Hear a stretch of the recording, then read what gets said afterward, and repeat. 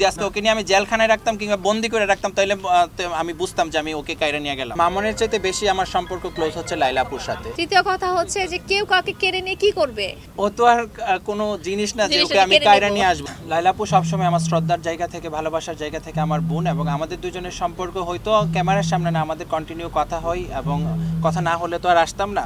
একটা ঝামেলা হইলে একটু হয়তো মুখ কালাকালি এটা হতেই পারে, এটা প্রত্যেকটা ফ্যামিলিতেই হয়ে থাকে। সো লাইলাপুর সাথে সবসময় সম্মানের জায়গা থেকে, ভালোবাসার জায়গা থেকে, শ্রদ্ধার জায়গা থেকে সবসময় আমার আপুর জন্য ভালোবাসা। আর যে কোনো ভালো মুহূর্ত, খারাপ মুহূর্ত আমি সবসময় তো ভাই তো বোনের পাশে থাকবেই। একটা অ্যাডাল্ট মানুষকে, একটা সুস্থ সবল সুন্দর মস্তিষ্কের মানুষকে কেউ কিন্তু কেড়ে নিতে পারে না বা তার উপর জোর জবরদস্তি করতে পারে না, এটা হচ্ছে প্রথম কথা। এবং ব্যবসায়িক সম্পর্ক এবং ব্যক্তিগত সম্পর্কের মাঝখানে সবসময় একটা লাইন থাকে, এই জিনিসটা হচ্ছে দ্বিতীয় কথা।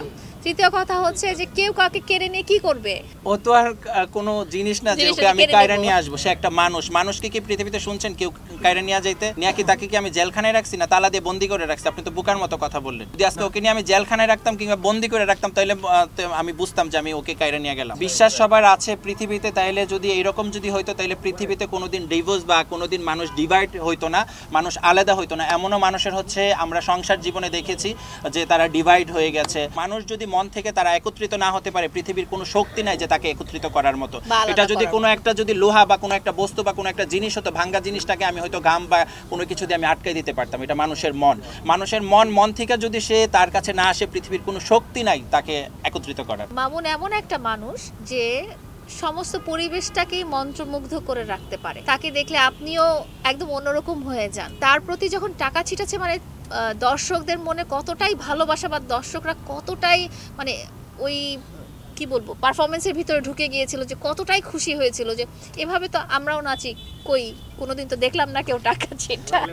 মেধাবী মানুষকে হচ্ছে কি, মেধার যদি জিনিসটা ভান্ডারটা দেয় তাহলে সে মেধার জিনিসটা বুঝবে। সে একজন উদ্যোক্তা হওয়ার মতো তার মধ্যে অ্যাবিলিটি আছে বা ক্ষমতা আছে বিধেই তাকে ওই সাপোর্টটা দিয়েছি।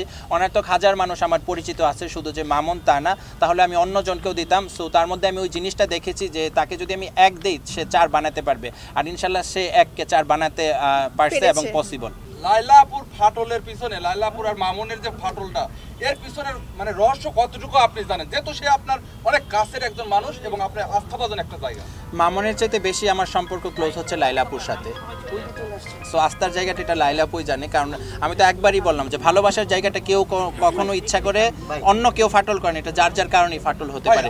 এটা লাইলাপুর কাছে উত্তরটা আছে। এটা তো যেহেতু পার্টনারশিপে তার সাথে আছেন এখন পর্যন্ত, আমার শুধু হয়তো জানেন না যে মামুন শুধু পার্টনার না, মামুন হচ্ছে আমার শেষ পার্টনার। আমার আরো অনেক পার্টনার আছে।